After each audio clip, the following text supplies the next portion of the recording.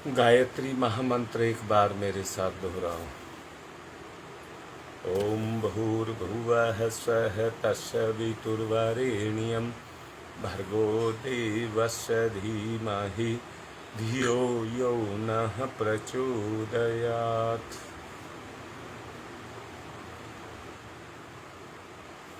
हम सबकी प्रेरक सत्ता हम सबके अंदर विराजमान है। मैंने अब से पहले के प्रवचनों में एक बात कही थी, जितने ऋषि मुनि हुए हैं सबने एक ही लकीर के फकीर नहीं रहे। अपनी ही आत्म प्रेरणा जो उनके अपने आपे से आत्म चेतना से निकली, उसका सहारा पाकर के उन्होंने अपनी तपस्या को किया और उस तपस्या के प्रकाश में अपने जीवन को जीते हुए शरीर को नहीं, अपने कर्मों को अमर किया। याद रखना, कर्म अमर होता है, कर्म अमर होता है, शरीर नहीं। अब मैं आप लोगों से एक निवेदन करूंगा,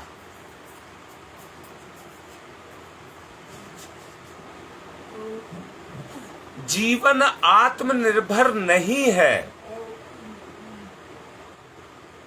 जीवन टिका हुआ है।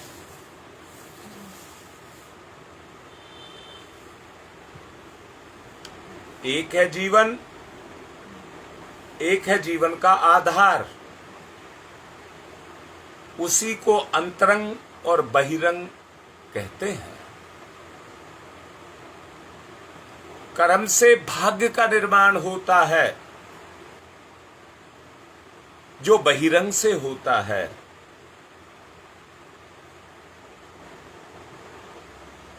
परंतु अंतरंग का निर्माण भाव से होता है।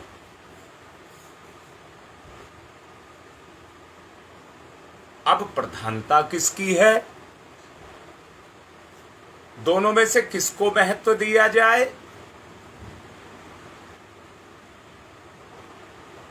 महत्व की बात जहां पर आती है, अपनी अपनी जगह पर सबकी अपनी उपयोगिता है। उस उपयोगिता से इनकार नहीं किया जा सकता।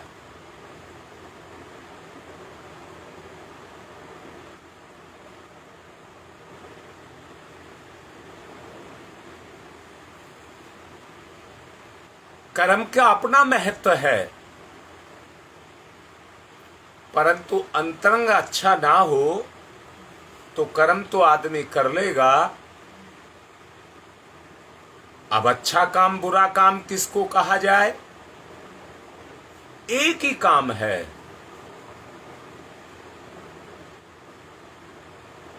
जिसको पूरा रस लेकर के, मैंने 2 मोचियों का उदाहरण देकर के बताया था।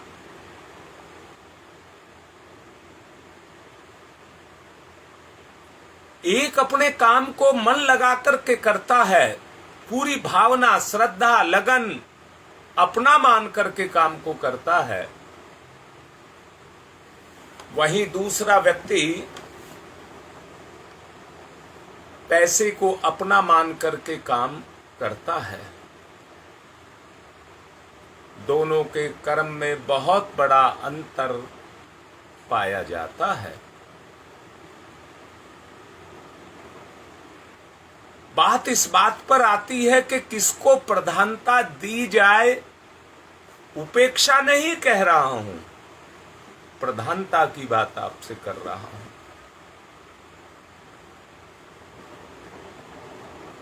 ये कहूंगा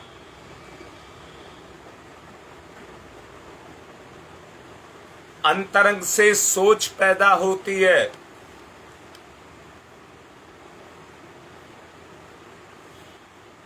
अंतरंग से सोच पैदा होती है। सोच के अंदर हमारे संस्कार जाकर के घुलते हैं। समय के साथ मिलते हैं तो परिस्थिति बनती है।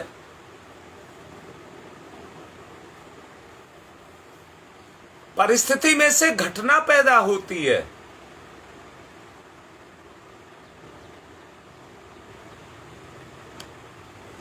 फिर घटना घटती है। घटना भी दो तरह की होती हैं। हिंदी में एक शब्द है अचानक।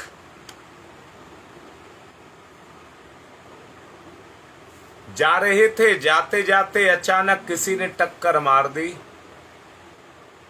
गति रुक गई। अचानक बीमार पड़ गए,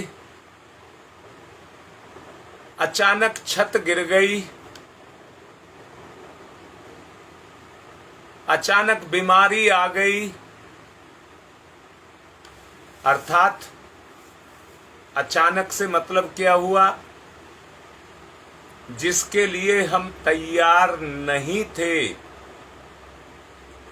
वो घटना अकस्मात अचानक हमारे सामने आकर के खड़ी हो गई। कुछ काम तो हम ऐसे करते हैं जिनको जानबूझ करके घटना घटाने के लिए करते हैं। घटना घटे,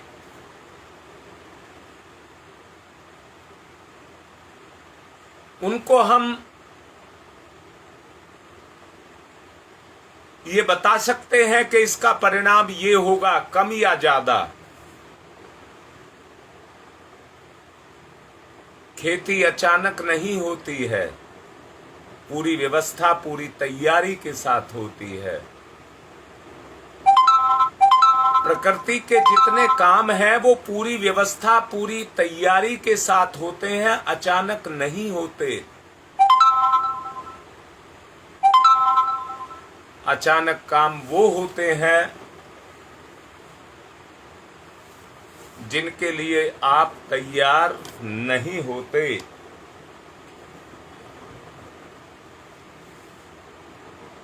और जानते हैं वो कर्म हमारे ही कुकर्म होते हैं जो हमारे सामने लाकर के ऐसी परिस्थितियों को खड़ी कर देते हैं। अब मैं ये कहना चाहूंगा, आप में से कौन नहीं चाहता कि मेरी जिंदगी निर्विघ्न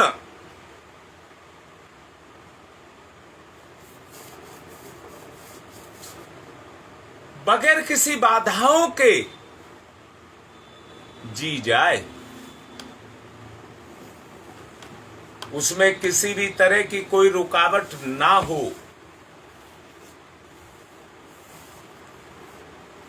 मैंने भी कहा, एक कर्म अंतरंग का कर्म है और एक कर्म बहिरंग का कर्म है। हमारे हृदय के अंदर, हमारे अंतरंग के अंदर विचारों का सैलाब उठता रहता है, परंतु ईमानदारी से बताओ, सोचो, दुनिया के बारे में नहीं, अपने बारे में सोचो। क्या आपका कंट्रोल अपने विचार पर है? यहां मैं फिर से कहूंगा, अचानक कहां से आया? अचानक कहां से आया? नकारात्मक सोच, नकारात्मक सोच, उससे अचानक आया। आपको पता था ये गलत है, परंतु आपकी सोच पर, आपके अंतरंग पर आपका अपना अधिकार नहीं था, और अधिकार ना होने के कारण वो घटा, वो सोचा गया जो नहीं सोचा जाना चाहिए था। दुनिया में कर्म का फल तो है ना, इसलिए जो घटा उसका परिणाम करने वाले को भोगना ही पड़ेगा, क्योंकि वो घटना है, वो बीज बन गई। फिर दोबारा से कहता हूं, एक सवाल कर रहा हूं, जरा सोच करके और तोल करके देखना। मुंह आपका, आंख आपकी, कान आपका, बुद्धि आपकी, पर आपका नियंत्रण है इसके ऊपर क्या?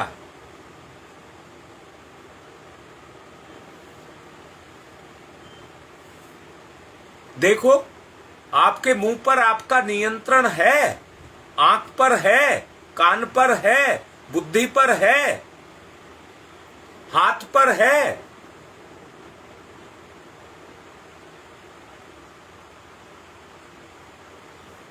अब मुझे तो सुन नहीं रहा आप क्या कह रहे हैं, पर अपनी समझ से कह रहा हूं, आप में से हर कोई कहेगा नहीं है। तो आपके बस में जब आपकी ही ये इंद्रियां नहीं हैं, अपना आपा ही आपके बस में नहीं है, तो परिस्थितियों को आप कैसे अपने बस में कर लेंगे?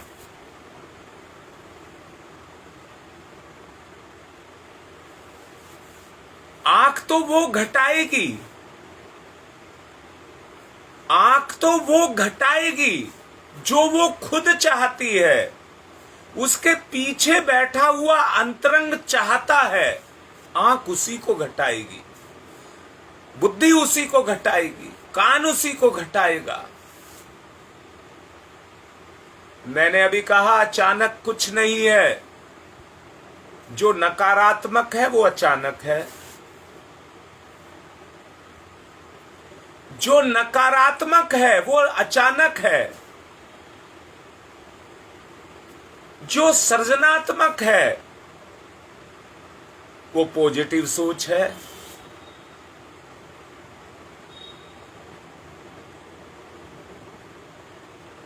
बहुत अच्छे से कह रहा हूं, आदमी को पूर्ण स्वतंत्रता है, आदमी को पूर्ण स्वतंत्रता है, अपनी आंख पर, कान पर, बुद्धि पर, जीभ पर, सब पर अपना कंट्रोल रखे।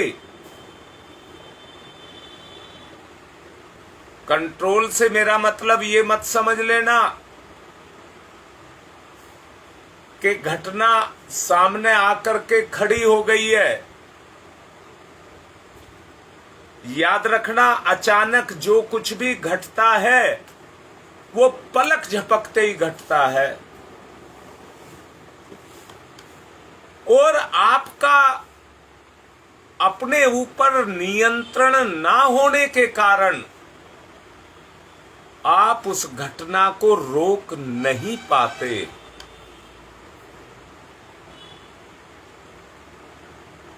ईश्वर ने वो सारी विशेषताएं, वो सारी संभावनाएं जो आपके साथ में किसी भी परिस्थिति से घट सकती हैं, माना आज से पहले का, मैं पिछले जन्मों की बात नहीं कर रहा, आज की और वर्तमान की बात कर रहा हूं, आज की। आप इस बात को मानते हैं कि हमारी इंद्रियों पर हमारा कंट्रोल नहीं है,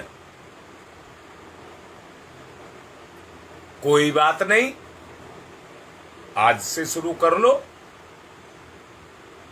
आज से शुरू कर लो। किसी दूसरे पर कर रहे हो क्या? सच्चाई को आप जानते नहीं हो क्या?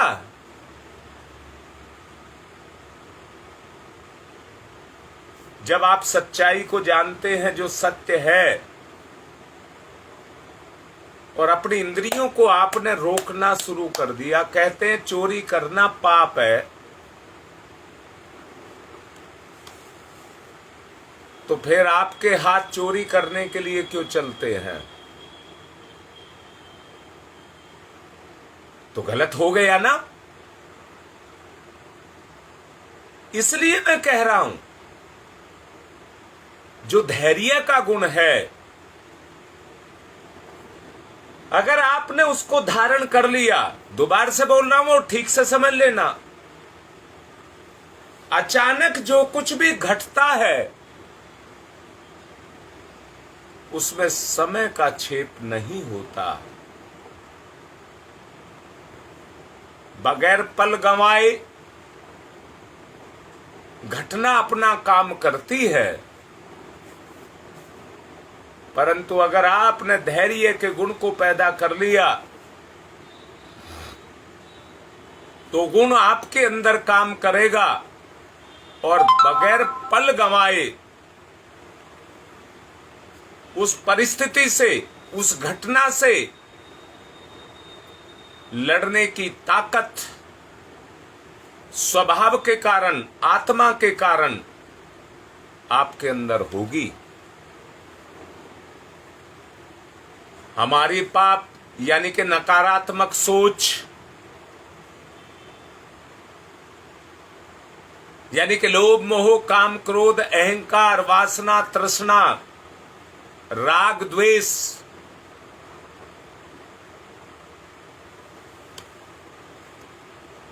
ये सब हमारे गुण को काम नहीं करने देते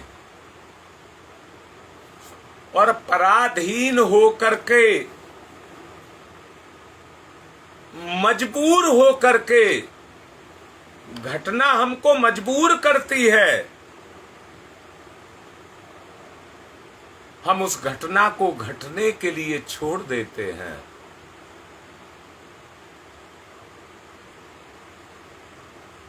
घटना अपने प्रभाव को हमारे कर्म के ऊपर छोड़ देती है। अब मैं फिर से कहूंगा, एक अंतरंग की बात मैंने आपसे कही और दूसरी बहिरंग की बात कही।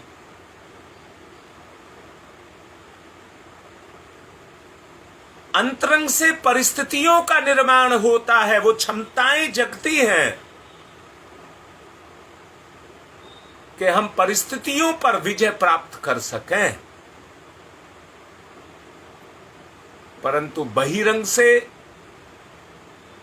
उन्हीं को कर्म का आकार दिया जाता है, कर्म का परिणाम पैदा किया जाता है।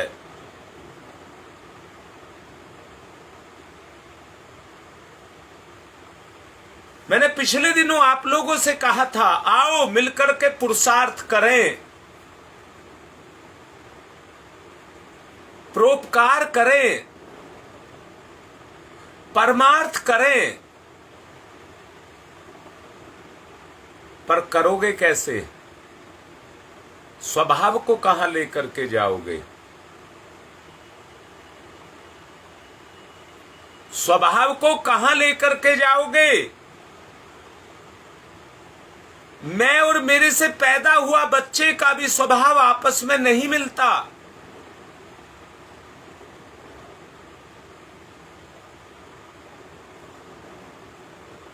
तो सामूहिक रूप से हमारे विचार कैसे मिल सकते हैं? हाथ जोड़ करके दोबारा से कह रहा हूं, हमारी प्रवृत्ति है दूसरों की बुराइयों को देखना।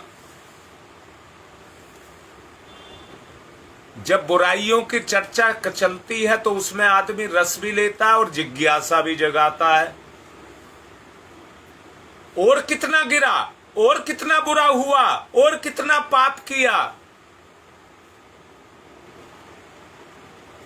अंतरंग में उसका एहसास भी होता है, नकारात्मक एहसास होता है, और बुरा हो, और बुरा हो, और बुरा हो।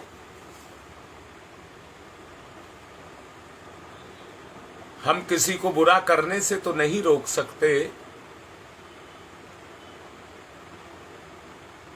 क्योंकि हर सत्ता अपने आप में स्वतंत्र है। जब एक माता पिता अपने बच्चे को भी अपनी इच्छा से नहीं चला सकते, वो अपनी इच्छा से चलता है। कोई भी किसी की इच्छा से नहीं चलता है।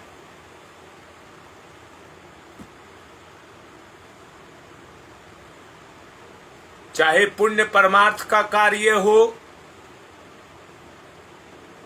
देश भक्ति का कार्य हो, ईश्वर का कार्य हो, विचारधाराएं कभी भी एक साथ नहीं मिल पाती, उद्देश्य मिल पाते हैं। उद्देश्य एक हो सकते हैं, और उद्देश्य क्या रखा था? आओ परमार्थ करेंगे। एक दिन में हम महात्मा नहीं बन सकते। मन में गंदे विचारों को ना लाया जाए और कुछ अच्छी अच्छी बातें सोची जाएं, तो मैंने कल आपसे कहा था दोहरा लाभ आपको होगा। आपकी सोच में निखार आएगा और सोच से कर्म में निखार आएगा। अंतरंग में पवित्रता आएगी, आपके गुण चमकना शुरू हो जाएंगे। बहिरंग में वही कर्म अंतरंग के प्रभाव से पवित्र से पवित्रतम होता हुआ चला जाएगा।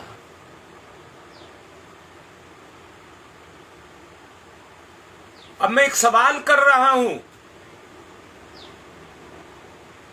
किसी के दुख देने से, दोबारा से बोल रहा हूं, अच्छा मैं पूछ रहा हूं, क्या आपको गलत करके बुरा लगता है? आपकी अंतरात्मा कचोटती है? यदि आप उत्तर हां में देते हैं, तो आपके लिए स्वार्थ को मिटाना बहुत आसान है।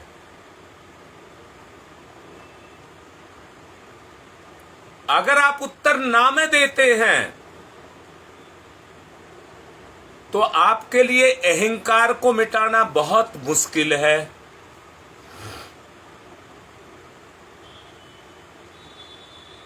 अब मैं फिर से कह रहा हूं, आदमी अपने संस्कार, अपनी सोच,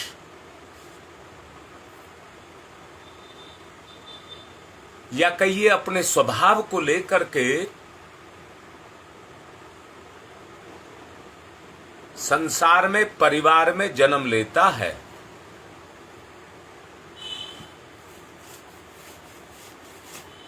अपनी सोच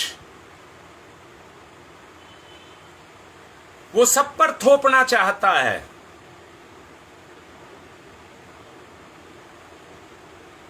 परंतु किसी का भी अंतरंग अगर उस सोच को स्वीकार नहीं करेगा, अंदर से देखना, बाहर के दबाव को आत्मा महसूस करती है, बोझ मानती है, दुखी होती है, करना और ढलना नहीं चाहती। उसमें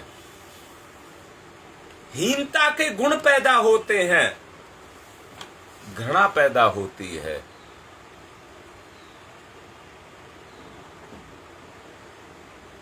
परंतु अगर स्वार्थ नहीं, परमार्थ के भाव को जगाया जाए,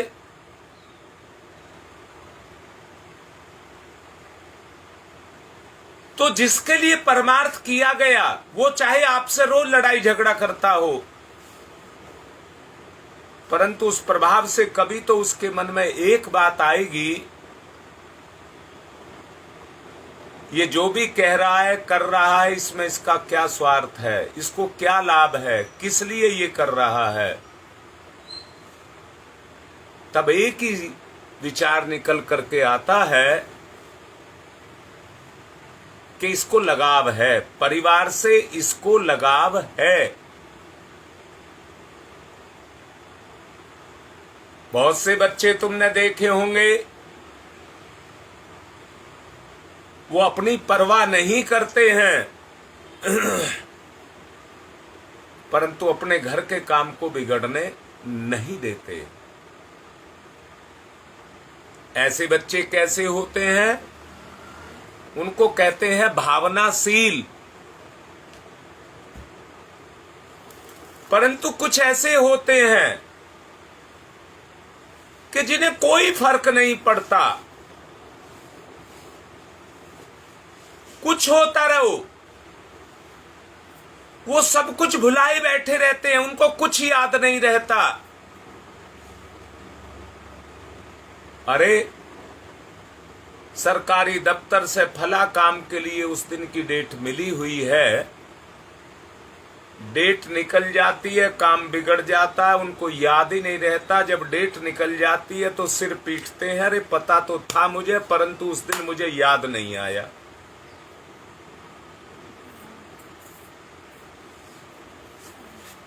ऐसी कितनी सारी घटनाएं जीवन में घटती हैं, आदमी को समझ नहीं आती, परंतु कहता है मैं क्या करूं, अचानक हो गया।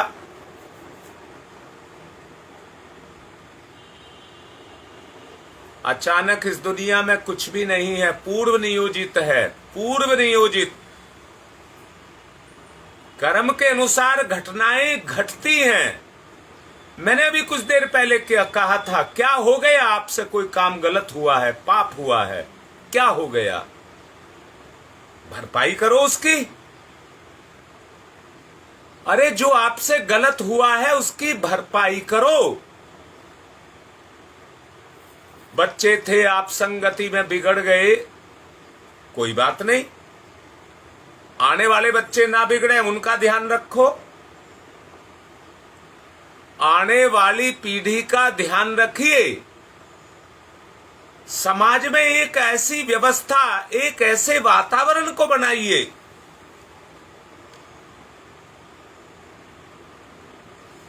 जिससे आने वाली पीढ़ी को कोई गलत काम ना करना पड़े। पुण्य और परमार्थ का वातावरण कहाँ है? क्योंकि परिस्थितियों का जन्म वातावरण से होता है। सोचो, फिर दोबारा सोचो, बात को जबरदस्ती मत मानना। अगर कहीं पर लड़ाई झगड़ा होगा तो लड़ाई झगड़ा होने से पहले लड़ाई का वातावरण बनेगा, वहां निगेटिविटी, नकारात्मक सोच फैलेगी, उल्टे विचार आएंगे सबके मन में, एक दूसरे के प्रति हीनता के भाव आएंगे, आत्मसम्मान जाता रहेगा, आत्मगौरव जाता रहेगा। वहां कोई किसी का सम्मान नहीं, अपमान करेगा। लड़ाई झगड़े में क्या होता है? एक दूसरे पर आरोप प्रत्यारोप, कीचड़ ही तो फेंका जाता है। ये नकारात्मक सोच है। फिर दोबारा से कहूंगा, अच्छे कार्य पूर्व नियोजित होते हैं, पर पूरे कार्य पूर्व नियोजित नहीं होते। अचानक मन में कोई विचार आया जो नकारात्मक था,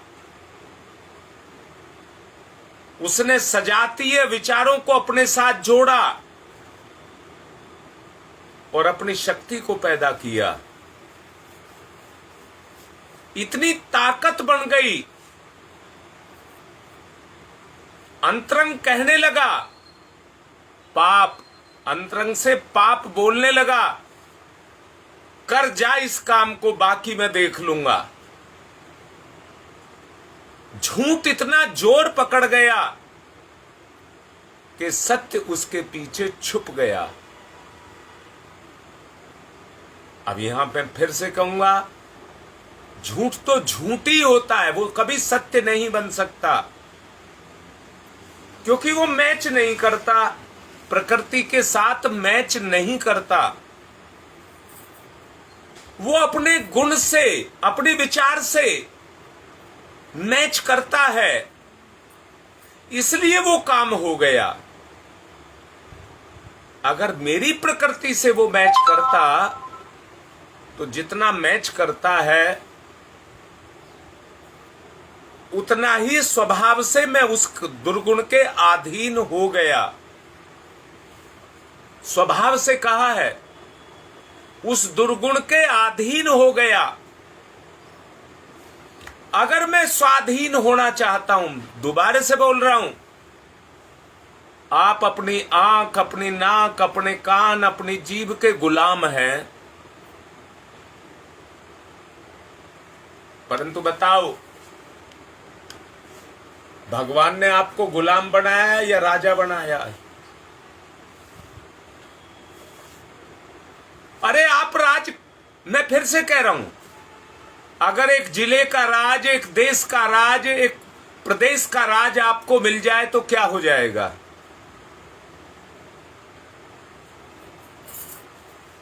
अगर आप अपनी शक्तियों पर अपना राज कर सके तो आपने दुनिया को जीत लिया, आपने भगवान को जीत लिया। जो बोल रहा हूं उसको महसूस करिए। इसलिए गुलामियत को छोड़िए। मैं नहीं जानता कितनी मेरी बात को मानेंगे,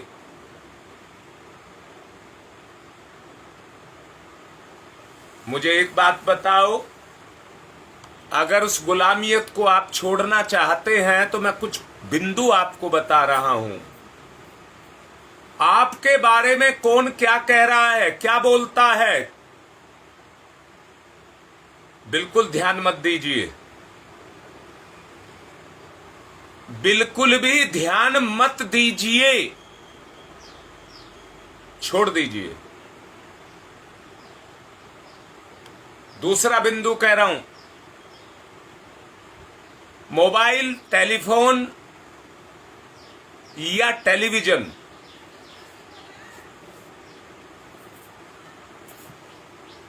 ये आपको नकारात्मक सोच देते हैं। मैं फिर दोबारा से बोल रहा हूं, चाहे आप रामायण, गीता या भगवान के किसी उपदेश का श्रवण कर रहे हैं, देख रहे हैं, परंतु सत्य बताओ और तोल करके बताओ, उस सीरियल को बनाने वाला क्या उस विचारधारा से ओतप्रोत था जिसको वो मंच पर कला के रूप में प्रदर्शित कर रहा है? उसकी सोच में खुद नकारात्मक विचार हैं, तो अच्छे विचारों में वो नकारात्मक विचार आकर के बैठ जाएंगे।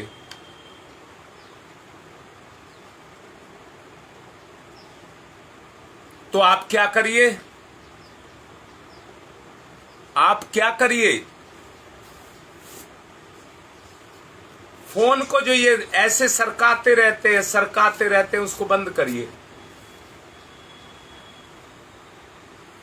एक जिज्ञासा अंदर से जगती रहती है, अगला क्या होगा, अगला क्या होगा, अगला क्या होगा।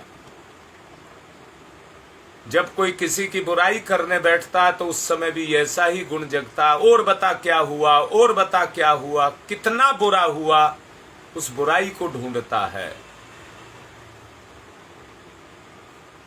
हम भी मोबाइल में जब ऊपर सरकार सरकार करके देखते हैं, अपने स्वभाव के कारण जिस तरह के गुण अपने अंदर छुपे हुए होते हैं, वो अपनी मांग की पूर्ति करते रहते हैं और हम उनकी पूर्ति उन दुर्गुणों से करते रहते हैं। हमारी विशेषताएं नहीं जगती और विशेषताएं और ठंडी पड़ती हुई चली जाती हैं। आवश्यकता किसकी है? जब पाठ पूजा कीर्तन व्रत जो कुछ भी आप करते हैं, वो अपने अंतरंग को मजबूत बनाने के लिए करते हैं। कल एक बिहार का बच्चा मेरे पास आया, जन्माष्टमी थी ना कल, वो मेरे से कह रहा था कि कल शाम को, मतलब जो कल गया है, कल बोल रहा था कल शाम को, मतलब कल नहीं कह रहा, उससे पहले शाम को, यानी कि परसों शाम को 9 बजे भोजन लिया था। हमारे यहां पर परंपरा है, ये जन्माष्टमी को पानी भी नहीं पीते हैं। अच्छा, मैंने कहा और क्या करते हैं? रात को चंद्रमा निकलेगा तो अर्घ देते हैं और अर्घ देने के बाद फल दूध आदि पी करके सो जाते हैं, भोजन नहीं करते हैं। मैंने कहा क्यों?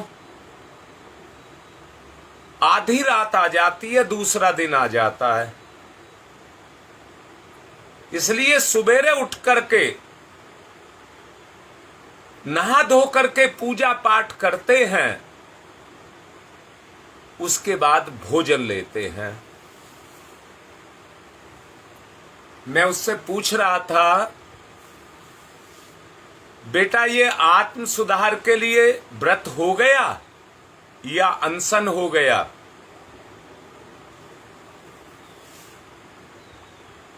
व्रत, आत्म सुधार के लिए व्रत, संकल्प अचानक नहीं घटने दूंगा, अचानक नहीं घटने दूंगा। जो घटनाएं घटेंगी उन पर अपना प्रभुत्व रखूंगा, ये तो संकल्प के साथ जुड़ा है। मैंने कहा बेटा आप तो लकीर के फकीर बन गए, सोचने समझने की क्षमता नहीं रह गई। जो एक परिपाठी डाल दी उसी पर ही चलते रहोगे।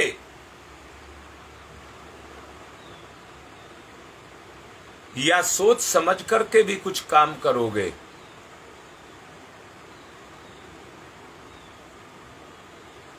मैंने उसको समझाया, शरीर में जो विजातीय तत्व थे, पोषक तत्व जो पेट पैदा नहीं कर रहा, उन विजातीय तत्वों को निकालने के लिए हल्का भोजन और लिक्विड, जिसमें दूध, छाछ, पानी, नींबू पानी, शिकंजी कुछ पिया जाए, जिससे पेट की धुलाई हो, और हल्का भोजन जो सुपाच्य हो, उसको देकर के उस दिन के जीवन को जीने के लिए, ऊर्जा प्राप्त करने के लिए हल्के पदार्थ दिए जाएं। मैं उससे एक बात पूछ रहा था। मैंने कहा बेटा तू बड़ा है या श्री कृष्ण भगवान बड़ा है? उसने कहा श्री कृष्ण भगवान बड़ा है। मैंने पूछा तू छोटा होता जाएगा तो श्री कृष्ण भगवान बड़ा होता चला जाएगा। और मैंने पूछा उससे, तू ना होता तो श्री कृष्ण भगवान भी नहीं होता। श्री कृष्ण भगवान तुझसे है, भगवान तेरा बड़ा है, महान है, पर वो तब महान है जब तू महान है। अगर तू ही खराब है, दीनहीन है, दुर्गुणी है, व्यसनी है, तो तेरा भगवान कैसे महान हो सकता है? अगर अपने भगवान को महान बनाना है तो अपने आप को भी भगवान के जैसा बनाना है।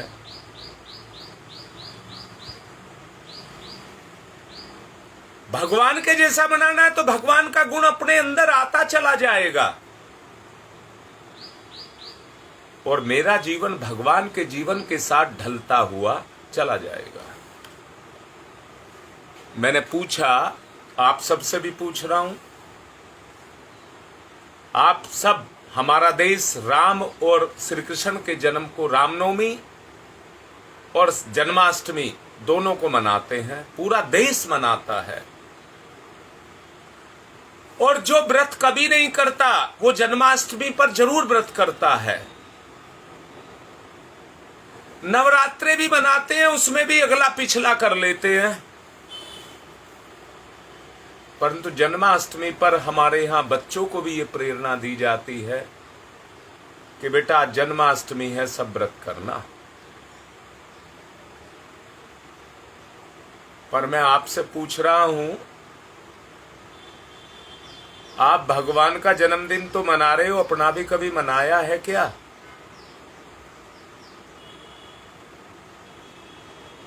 अगर आपने अपना जन्मदिन नहीं मनाया तो भगवान का कैसे मनाओगे? वो तो लोक परंपरा हो गई। हमारे बूढ़े बड़े ऐसा कर लेते थे, हम भी ऐसा कर लेते हैं।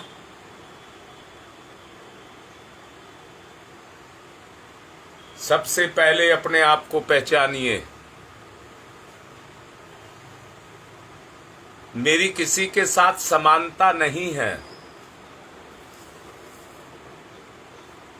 मुझे उस समानता को पैदा करना है नहीं, पैदा करना है।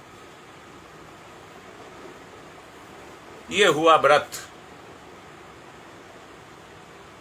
जैसे जैसे समानता पैदा होगी वैसे ही वैसे एकता पैदा होगी।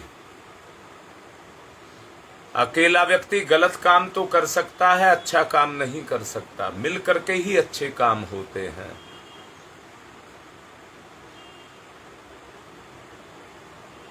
इसलिए मिल करके चलना पड़ेगा। अच्छे काम करने के लिए मिल करके चलना पड़ेगा। कल फिर इसी विषय को आगे समझाऊंगा। आज की बात को मैं यहीं विराम दे रहा हूं। समय ज्यादा हो चुका है, कल फिर बताऊंगा। ओम शांति ही शांति ही शांति।